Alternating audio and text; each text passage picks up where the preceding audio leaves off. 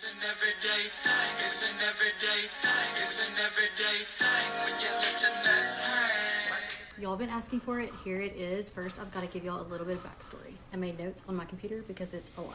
As many of you know, I am now married. This story happened after my divorce from my first husband and before I met my current husband, when I was like back on the dating scene. My divorce was very unexpected to me. I had two very little kids. I think my daughter was 5 and my son was 2. It wasn't something that I had expected or prepared for, but as part of our divorce, we ended up selling our home and I bought a smaller home for just me and my kids in the same neighborhood. I was awarded sole physical custody of my 2 kids, and so it was just me and them in this house. My neighborhood was really safe, but I still was just very nervous about living alone with my 2 kids. So I had a security system installed, I had cameras, I literally had like window break sensors on every single window. I went just to the max on security because I was so scared about living alone and being like the last line of defense for my kids in this house. So I'm a divorced single mom of 2 young kids living in this little 3-bedroom, 2-bath house by myself. I was working full-time. My son, the 2-year-old, he was in daycare full-time, and my daughter was in kindergarten. So divorce is final. I've gotten the kids in a really good routine. I've gotten myself in a good routine. I feel like everything is just in a really good place. So I decided it's maybe a good time for me to start dating again. Dating now is very different than dating was when I met my first husband. Specifically, there are dating apps. So I don't remember how I found out about them, but at some point when I decided to start dating again, I downloaded Bumble and Hinge. So I've downloaded Hinge and Bumble. I had some help putting my profile together. All my friends and family and coworkers were like super excited for me. I specifically remember when I was putting together my profile that there was space for you to indicate whether you had kids or you wanted kids or didn't want kids and that kind of thing. And I selected that I had kids, but I specifically did not put any pictures of my kids in my actual profile. At first, it was kind of fun being on Bumble and Hinge. I hadn't dated in so long. It was kind of fun to like swipe left or right or like match with people. But then after you connect with someone, you have to have the same introductory conversation like over and over and over again. Like, oh, what's your favorite color? Where are you from? I try to bring energy to every single conversation, but it was really hard after you've had that exact same conversation 50 or 100 times. I was going on probably like, I don't know, maybe a date a week. It was not going good. The guy either did not look like his profile picture at all, or vibes were just not there. We just like did not connect. I was really close with everyone in my office at the time that I was going on all of these dates. So during that time, they're naming these guys like by their occupation. There is a bracket literally posted ranking whether these guys are going to continue on to the next date. It would be like accountant versus loan officer to make it to the next round. My coworkers were actually making bets on whether these guys would get another date with me at one point. Needless to say, I was having a lot of fun, but I wasn't having a lot of luck finding an actual potential partner. And this is a story of how I met who we are going to call Rob. For the record, that is not his actual name. Okay, been on Hinge and Bumble for like a month or 2 now, and that is when I come across this one profile, this one guy, Rob. First thing I noticed is that he is very good looking. Tall, dark, handsome. He was in his early 40s. I was in my early 30s. I really liked that he was a little bit older because my ex-husband was around my age and I was not going to do that again. Like, he had a really good job working for the government in our area. What really stood out to me about him is that he had kids. He had pictures with his kids on his profile. His daughter looked to be like about my daughter's age, and his son looked to be like about my son's age. Weird. I remember there was this picture of him on a boat, like on a lake that is local to us, with his 2 kids. He has like a good tan, his sunglasses on, his kids are smiling in the picture with him, and I just thought that that was adorable. At this point, I'm sold. I like swipe right or do whatever I have to do to like match with Rob on this app. He must have already seen my profile or interacted with it or something, because whatever I did, we linked up right away. He sent me a message through the app within like a few minutes of us connecting. We hit it off immediately. We were messaging back and forth. There was a ton of chemistry. It was unlike any experience that I had had with anyone else on any of the dating apps so far. And I'm not gonna lie, I was very excited. He knew all the right things to say. We were finishing each other's sandwiches within a few hours of messaging through the app. A few days later, we exchanged phone numbers. We were texting constantly. We never ran out of things to talk about. He really got the single parent thing. We had tons of like common interests. And that's the thing, we talked a lot about our kids. Rob was a super involved dad. He shared joint custody with his ex-wife. He was his daughter's soccer coach,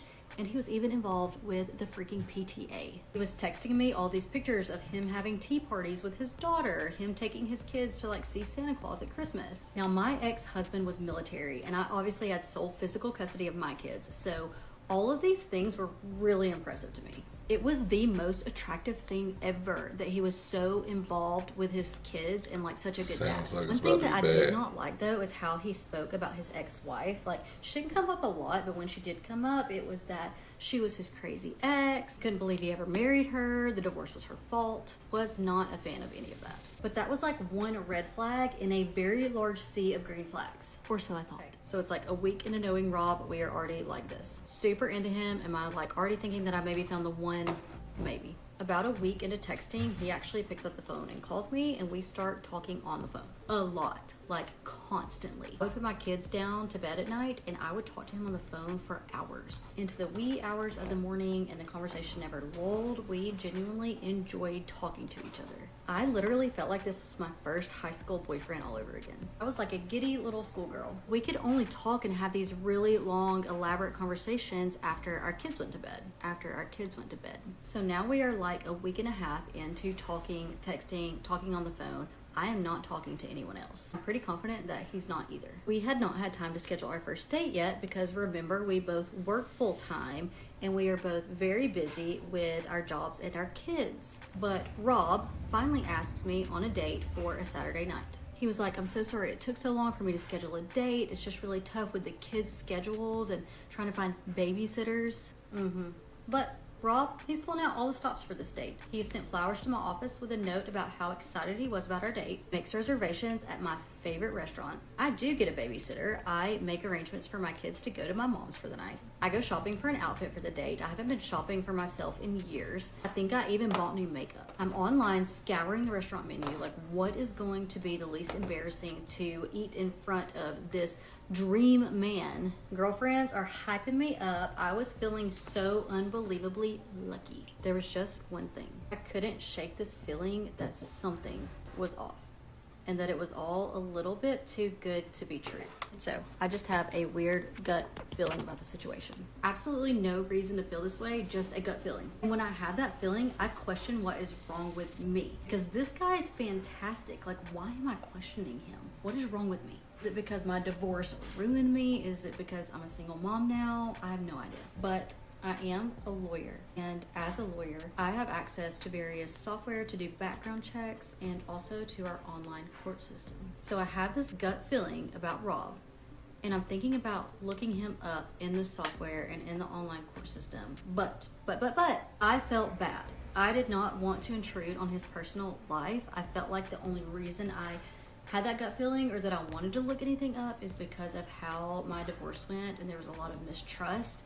And I didn't want to start like a really fantastic new relationship off with not trusting him. Damn. So first, I was like, I'm not going to do it. I am not ruining something good just because of a past relationship. I slept on it for a couple of nights leading up to our date, but ultimately I decided, you know what? It's better to be safe than sorry, and I don't have to dig too deep. You know, I don't have to know if he's filed bankruptcy necessarily or anything like that. I'll just do kind of a cursory search for anything major. So it's Friday night before our date.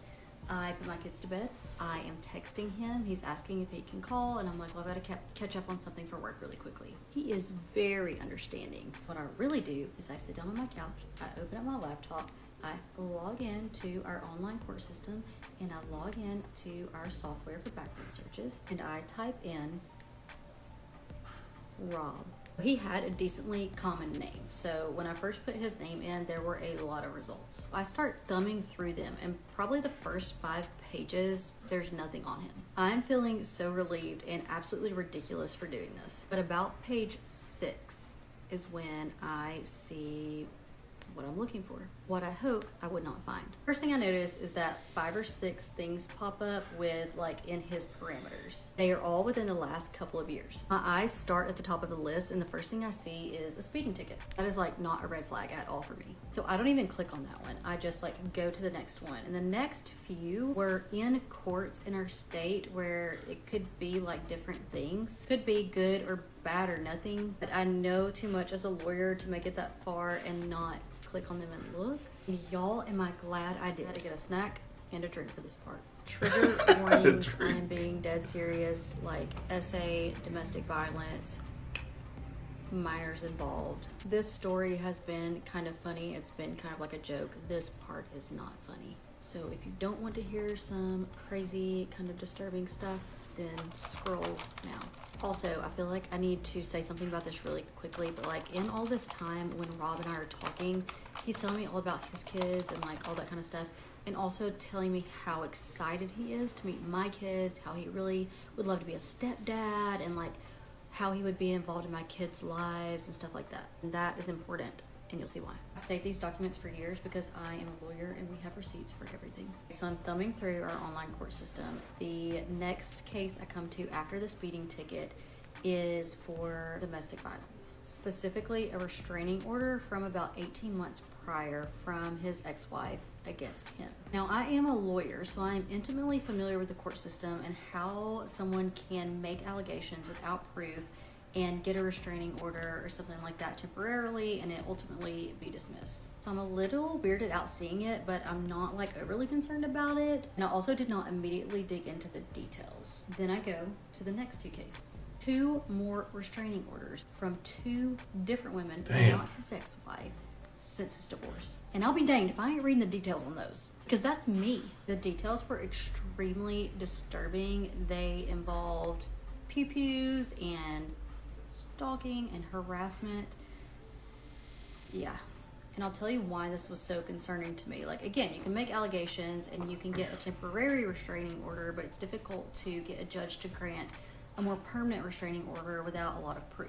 The judge had given all of these women more permanent restraining orders. These 2 other women he had met on Hinge. They had kids. They went on dates with Rob. They thought Rob was great. Rob was not, in fact, great. He became obsessive. He was obsessed with these women and their children. He would sit outside their homes. He would follow them to work. He would sit in the parking lot of their work all day until they got out and try to talk to them. He had only met these women's children a handful of times, and every time these women like started not like him and realized that he was a creep and try to break things off, Rob would try to use these women's children to stay in their lives. Like, your kids need a dad. You can't raise them as a single mom. You're just destroying your kids' lives by not letting a man like me help you raise your kids. And from what it seemed like to me and like what the timing seemed like with the cases, it's like he wouldn't release one of his victims from everything that was going on until he found another victim. Then he had like a new toy to play with. But do you want to know what is insane? This is not even close to the worst thing I found on that man that night. So I've looked up Rob in our online court system. We've got speeding ticket, 3 restraining orders. We have 2 cases left. When I click on those, I'm not joking when I tell you that when I clicked on those and I started reading them, I actually physically had to get up and go into my bathroom and vomit. I have never in my entire life experienced that level of disgust. So here's what they said. Doing another trigger warning. I am dead freaking serious. This is really bad. It's worse than the last video. If you don't want to hear it, keep scrolling. There's SA, domestic violence. I ain't even ready for this. PPUs. It's bad. It's very disturbing. This is your warning. Keep scrolling if you don't want to hear it. I was debating which case to start with, and I think we're going to start with this one. Rob did not have custody of his kids. Now, not having custody of your kids can mean a few things. It could be like my ex-husband. I have sole physical custody, but he is still a good dad and tries to see the kids as often as he can. That was not the case. Rob had custody taken away from him by the state. He was not even allowed supervised visitation with either of his children. Y'all, my blood boils still to this day just thinking about this. This man had not seen his children in over a year, closer to 2 years. I saw that in the divorce case, but that very last case that I looked at, that I clicked on, was when I saw why. I will do my best to talk about this without crying. There were allegations that this man had SA'd his daughter for years. At the time that I was talking to him, his daughter was 6. Those kinds of cases are very difficult to prove because you have a young child who can't necessarily talk about it, or so traumatized that they don't want to talk about it. Medical evidence is very difficult to find or have if you don't get the child seen by a doctor like essentially immediately after. But there was actual evidence in this case. I'll be honest with y'all, I really don't know how this man was not in prison. How he's not in prison.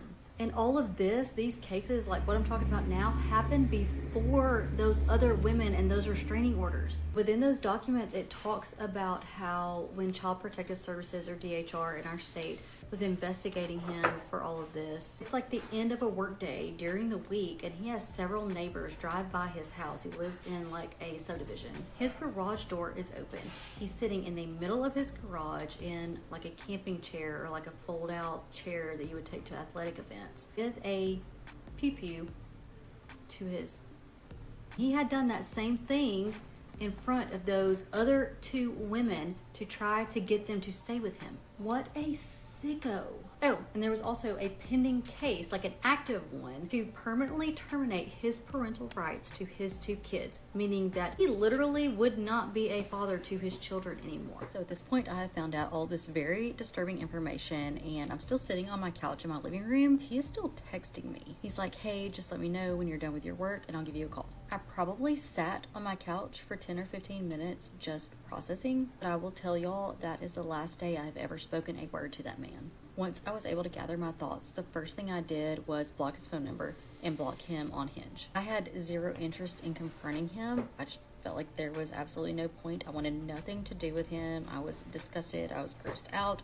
Like, I was just very disappointed, honestly, myself. Like, how could I have even let it get that far? Next thing I do is report him to Hinge. A lot of you have been asking in my videos, isn't this like HIPAA with doctors? Like, how can you access that information and disclose it? It is not the same. He was not my client. If he was my client, there would be attorney-client privilege, but because he was not my client, I could access public records. And everything I found was public records, which was why I could access it and also why I can talk about it. Anyone has access to it, not just lawyers. I just have like an easier way to access it. So you would think this is like maybe where the story ends. No, it is not. First of all, I provide Hinge with all the documents. I kind of tell them what went on, and Hinge does take down his profile, as they should. The same night, within hours of me blocking his phone number, reporting him to Hinge, and blocking him on Hinge, I get a text message from him. He was texting my phone from a different phone number. I don't know if he was texting me from a burner phone or if he had downloaded one of those apps where you can text from different numbers. I have no idea. But I get text messages from him. And he is freaking out. Like, what is going on? Why aren't you talking to me? Are you okay? Did something happen to you? Wait, bye. Did something happen to me? Yeah, something happened to me. You happened to me and it shouldn't have. So I blocked that number. 5-10 minutes later, texting me again from another number. At this point, I'm getting like a little bit concerned because he didn't know where I lived, but he did know where I worked, and I did not know what he was capable of. So I text my friend who was a police officer, like in the town where I lived, and I kind of let him know what was going on, and he said, yeah, if it continues, like, let us know, come in and make a report, and I'm gonna station an officer like outside of your house for the night. So I don't hear from Rob again that night. The police officer, bless his heart, he followed me to work the next morning, and I wasn't too worried about anything at work because I worked in like a very secure building on another floor, and everyone was like, at this point, kind of aware of the situation. Then when I was done with work, my friend had another officer follow me home and stay kind of outside of my house for the next few nights. Like, it was just kind of consistently the same routine with the officers, just to make sure that he wasn't going to try anything crazy. I had never actually told him where I lived, but also I feel like it's not that difficult to find out where someone lives, so I was incredibly grateful. This video is getting long, but I am going to finish the story in this video. So being the brilliant person that I am, I do not delete Hinge and Bumble. I honestly don't know why. That was like one of the least smart decisions I've ever made in my life. Some amount of time passes, like 3 weeks, a month-ish maybe. I did not date whatsoever during that period. That whole experience had obviously just like left a really bad taste in my mouth. But then one day, my smart self is like, well, let's get back on Hinge and Bumble. So I start going through the whole process again of just like matching with people and talking to people. I had not been on any dates, but you know, I was putting myself back out there. I hadn't been active on Hinge for very long when I matched with this super cute guy named Blake. Late 30s, super cute, was open to dating someone who had kids. He did not have any kids, had never been married. He had played college football. Honestly, super attractive, seemed really smart, and just like all around a really great fit. I'm gonna give y'all one guess what happened with It was dude. Blake. It was Rob. I matched with him right away. I don't know where this man stole those pictures from, because I did not in fact match with Blake. I matched with Rob. I matched with Blake, Rob, and within moments I have a message that says, "This is Rob, please talk to me. I'm so sorry. I didn't know how else to get in contact with you. I really need to talk to you. I feel like something's going on and we just had such a good connection. This is just a mistake that we're not continuing to date." Essentially insinuating that I was making a mistake by not talking to him because he and I could like be soulmates. Yeah, nobody, no. I'm like, I'm done. Ladies, if you want power over stupid, idiotic, insanely like somewhat psychopathic men like this, go to law school, get your law degree. I report his second profile to Hinge with all the messages. They take that profile down, and then I draft a protection from abuse, which is essentially a restraining order. I file a police report. Then I draft a civil complaint. And remember, this man works for our local government. I have a feeling his colleagues and his family like had no idea that this was going on, because he seemed on paper like the perfect guy. Literally, I had no idea if I had not looked all this up. So I have my process server, my private investigator, who is active military, has a top secret security clearance, is 6'3", and a whole lot of pounds. Serve all of these legal documents to Rob at his place of work. And not only did these documents contain my own complaint, like all the things that had happened in my situation, but I made sure to attach all of the documents from all of the previous incidents that I am 99.9% sure most people in his personal life did not know about. I've never heard from Rob again after that, and I don't think I ever will. Stay safe out there, ladies. Pay for some background check software and use it. It could quite literally save your life. What it do, everyday people, man? It's your boy PJ. Today we back with another lit video, back in the confessional. Yes, we stay in lit, big dog, man. Shout out to my everyday people who rock with me every day. Shout out to my player partner, Lucky Wheels and Deals. He keeps it lit. Make sure you like, comment, and subscribe to this video. Let me know what y'all think about this in the comment section. Make sure you hit the link down below. We got HiveMindLabs.com, where you got the super fat burners, okay? Unbig that back with diet and exercise. Okay, let me tell y'all what. I've been dieting like crazy. Okay, and I've been taking these 2 at a time. And let me tell you what. When you take them, you know it. But I feel good though. Like a week straight of taking them, then you feel good. You blah. And you get your exercise on, you start feeling energy and stuff like that. So I'm feeling good about this weight loss journey, okay? December, I'm going to do a weigh-in. And I actually went to the doctor about, what was that, a week ago? For something unrelated to my health, right? I mean, unrelated to my weight. But they weigh you. And the doctor was like, it looks like you lost some weight since the last time. I said, hell yeah, shit. I'm trying to sleep with your secretary. No, I'm just playing. Like, you ain't the only one making babies. Shout out to my doctor. He just had twins. But anyway, well, his wife just had twins. He didn't just have twins.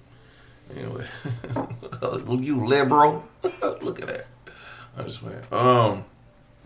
So shout out to losing weight, super fat burners, man. Get on it. Let's get to it, man. First of all, I want to say this.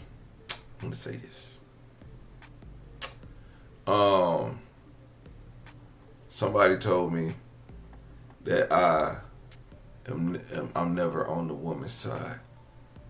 Well, I am a man. If y'all haven't noticed, okay? I be looking at this with through the eyes of man, let's see, like shame and guilt, and you know how you feel when you've done something wrong, and you know you've done something wrong, and then you see somebody else do it, and then you feel that resentment in your heart, and you be like, man, and you know you got caught that way, and you see somebody else get caught that way, and you be like, man, you know what I'm saying? I'm just being real with y'all. Listen, these are not my stories. I don't care about these people. I enjoy watching them. I enjoy sharing them. I enjoy reacting to them. But in reality, y'all don't want me to if I sat here and told y'all, oh, he's a dirtbag, he's this, y'all be like, oh, he gay. But then on the opposite end, this woman tried to tell me I'm sassy anyway. Like, so it don't matter what I do. If you don't like it, you don't like it. You can subscribe, you can not subscribe, you can do whatever. I'm still going to keep bringing these good ass videos. I'm still going to talk about whatever it is, whatever's on my heart. And some of it might not even have nothing to do with this damn videos. Okay? But I'm going to just tell y'all, if I lied to y'all about how I felt about the video, you would not watch me any damn way. Because y'all be like, oh, he a fake, he a fraud. He like LaTruth. He like, what's his name? Jackson. Whatever his name. Dwayne Jackson, what's his name? Anyway, the dude that lied to y'all about how much he loved his wife and he was still cheating on her. Come on, man. I'm not finna lie to y'all about this crap. Okay? Like I said the other day, I said, I'm going to tell y'all what y'all want to hear. And then I'm going to tell y'all the truth, what a man feel. Y'all want to hear me say, oh, he's a dirtbag. He's a liar.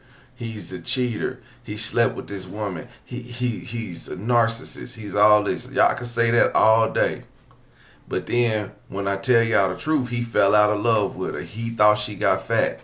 You know what I'm saying? He saw this new thing over her and he wanted to sleep with her. He don't like that she was sleeping in the bed. One, the other chick laying on the couch watching TV. He want to go sit on the couch watch TV, but his wife in there laying down. He thinks she lazy. But y'all don't want to hear that. I guess y'all want me to lie to you. Well, guess what? I'm not. In this video, I'm not finna lie to you either.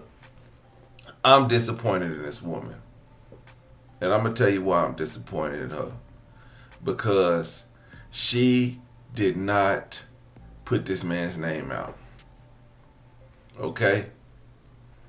This man is a threat to other women.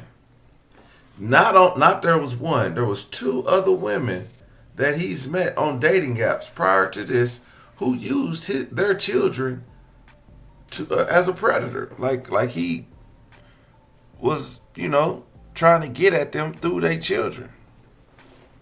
Through the women's children. He also abused his children. So, not to put his name out there is kind of like a slap in the face to this whole story. Like, why are you telling us? Tell us who it is. Because it's people like this that need to be exposed. Like, people that should be exposed is pedophiles, racists, okay, murderers, okay. The list can go on, but we can debate. But the worst ones are people who hurt children, people who constantly and repetitively hurt women, and people who unalive other people. Okay, these people should be exposed. Okay. So now I'm gonna tell y'all why. and I'm gonna be 100% transparent. So I have a criminal record, one that involves abuse, and when I talk to women, I'll be like, look, be honest. Now, you can look this up. This is public record.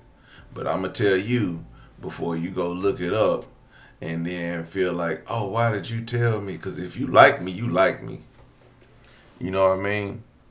But if you don't like, because a lot of women, that's a red flag to them. And that'd be like, I ain't if you don't like me for that, I ain't finna hold you. Man, I'm great. You know?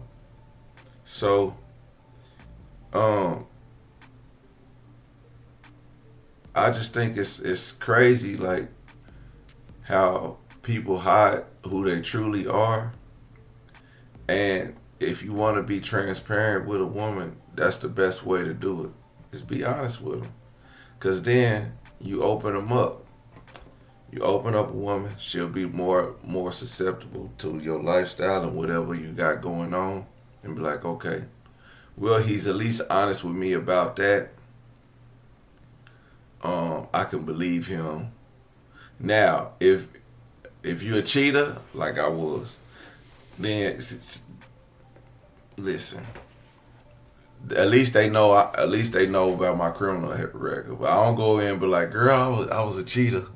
I don't go tell you all that. Like I don't be like.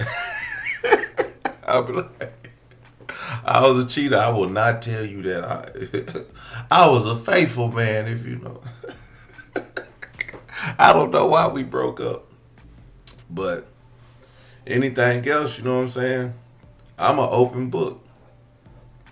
But it's them perfect people. If a person is too perfect, you got to do your research on that person. Man, this person too perfect. I questioned I didn't question the person. I talked to a person, and I told this person. They asked, "What did you think of me?" I was like, "When I saw your profile, I thought you was a good person. Like, I mean, not that the person ain't a good person. I thought you was a goody two shoes type person. Like your life looked perfect, but I didn't know you because you're not like an open book on social media." And then I said, "But once I got to know you, you batshit crazy, but I like it.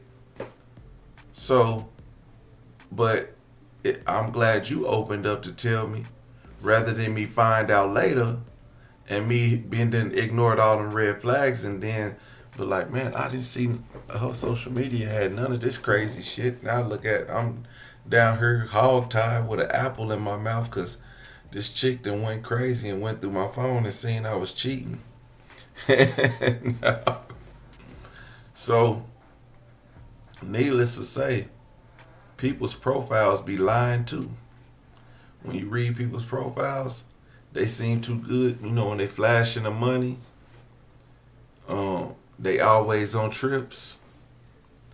I knew somebody. I was like, man, this person always on a trip, going somewhere, going in this place, in this city, in this country. I was like, damn, I'm like, what do they do? Come to find out, this person was a whole airplane stewardess.